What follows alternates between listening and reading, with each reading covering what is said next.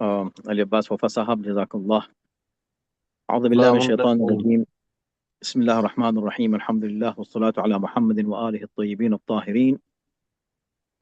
اما بعد فقد قال اللہ فی کتابہ الکریم بسم اللہ الرحمن الرحیم قل لا اسألکم علیہ اجرا الا المودۃ فی القربہ. سب سے پہلے تو علی عباس وفا صاحب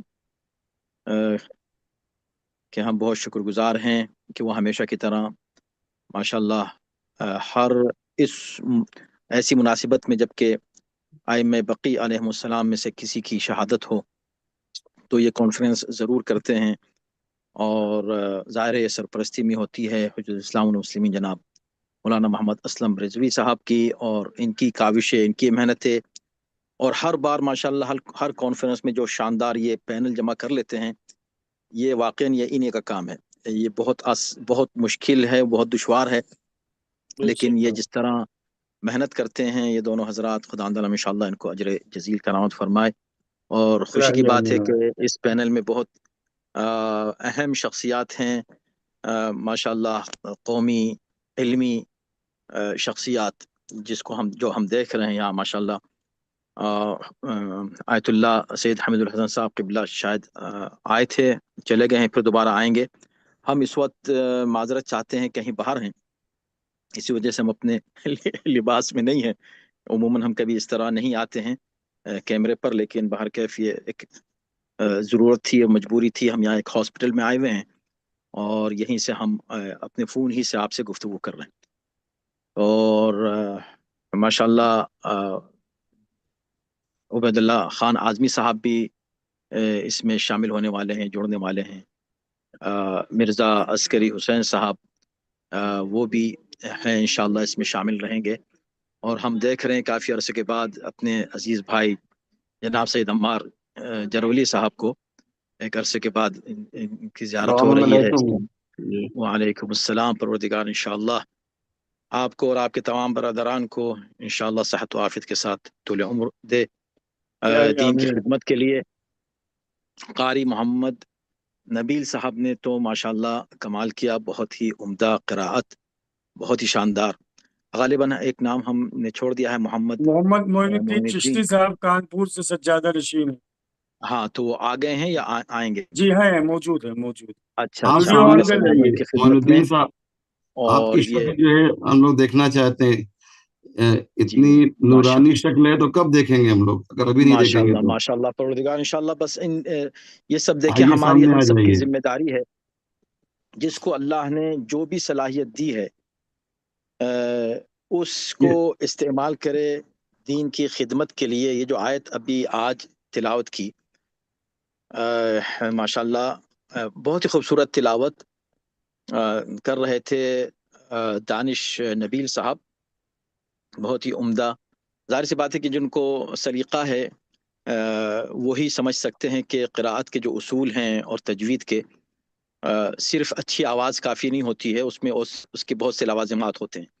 ان سب کو پیش نظر رکھتے ہوئے ماشاءاللہ اگر دیکھا جائے تو بہت ہی پیاری تلاوت تھی. جزاکم اللہ خیر الجزا. اور اچھی بات یہ تھی، خاص بات یہ کہ نبیل صاحب نے جس آیت کا انتخاب کیا سورہ شورا کی آیت نمبر 23، وہ بہت ہی زبردست اور بہت ہی مناسبت کے اعتبار سے یقیناً بہت ہی بر وقت یہ آیت تھی جس کی تلاوت انہوں نے فرمائی ہے.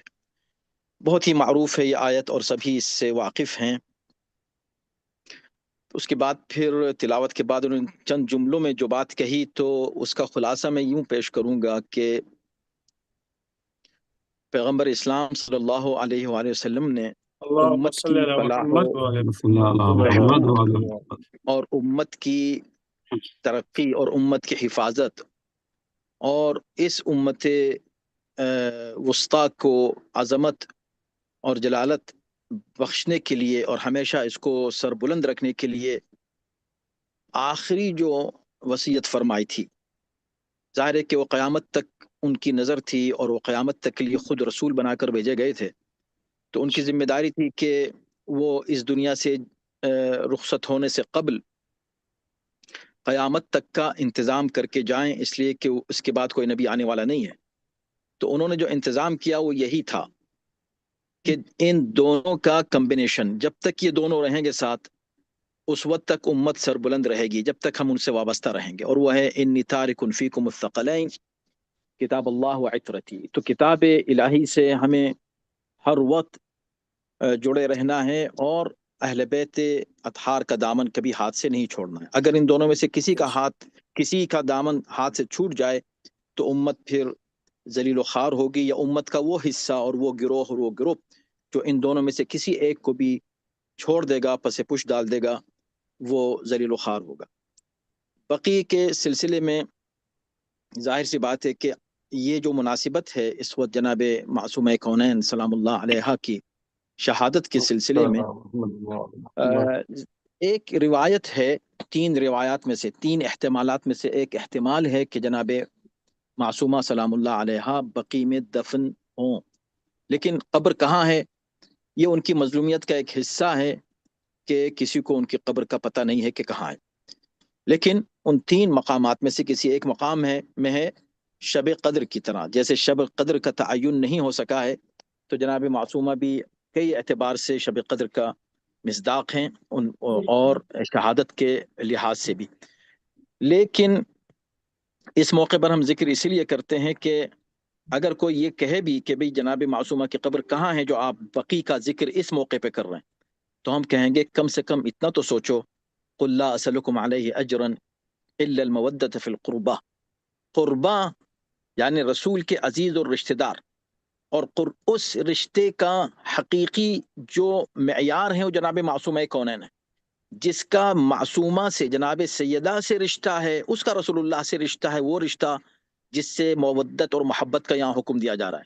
قربہ جناب معصومہ ہیں، اور ان سے جو قریب ہیں وہ رسول اللہ کے قربہ اور قرابت دار کہلائیں گے۔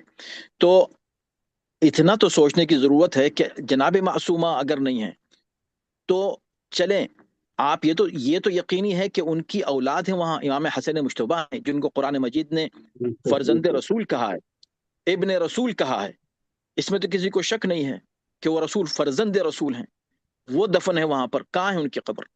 اگر ہے تو کیوں نہیں اس کو جو ہے اس کی زیارت کا موقع ہم کو دیا جاتا ہے؟ ابھی ہم گئے تھے اسی 3 مہینے قبل ہم وہیں پر تھے الحمدللہ، ہم نے ابھی جو عمرہ کیا تو وہاں گئے۔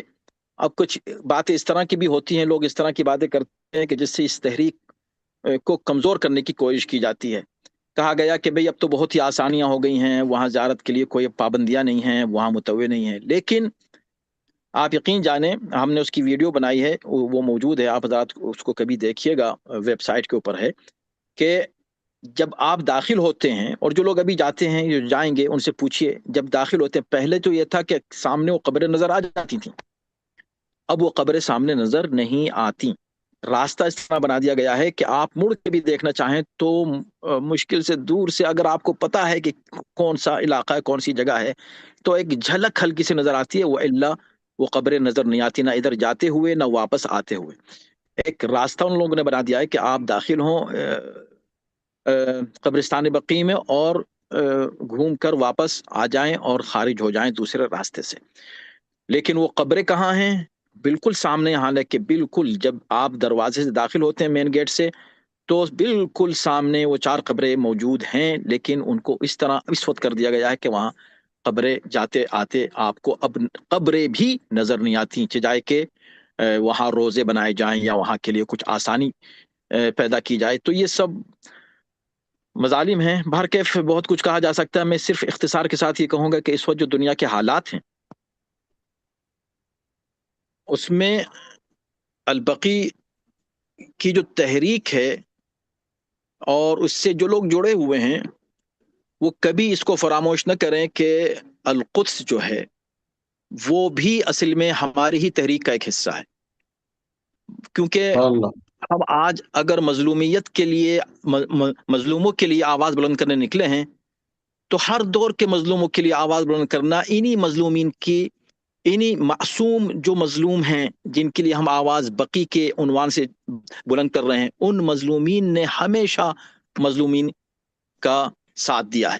اور ایک خاص بات یہ ہے کہ ایک عنوان قرار دے دیا، ایک حکم یہ عمومی دیا کہ کونا للظالم خصمن، کونا للظالم خصمن وللمظلوم عونا. یہاں نہ ظالم کا فرقہ یا اس کا دین یا اس کا مذہب بتایا، نہ مظلوم کا.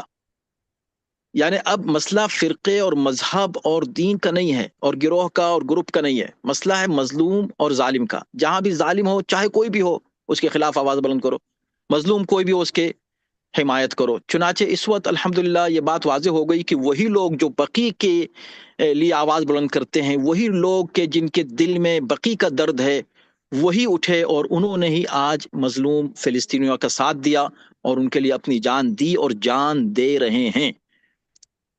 اور اب اس میں فرقوں کا مسئلہ نہیں ہے، اب مسئلہ یہ ہے کہ جو حقیقی معنی میں اس فکر کے حامل ہیں کہ ہمیں جنت البقی کی تعمیر چاہیے، وہی وہ لوگ ہیں جو یہ جو مطالبہ کر رہے ہیں کہ ہمیں القدس واپس چاہیے اور اس پر انشاءاللہ فلسطین کا قبضہ ہو اور فلسطین وہاں پر اپنے حقوق جو فلسطینی ان کو حاصل ہوں. تو فلسطین اور لبنان کے لیے ہمیں دعا کرنی چاہیے اس موقع پر، خاص طور پر جب کہ ہم بقی کی بات کریں تو ان کی بات ضرور کریں، اس لیے کہ وہ مظلوم ہیں. اور یہی الحمدللہ ہمیں سکھایا گیا ہے، یہی ہم کو بتایا گیا ہے، اور یہی ہماری تحریک ہے، تحریک مظلوم کے لیے ہے. تو پروردگار انشاءاللہ آپ سب کو اجر جزیل کرامت فرمائے.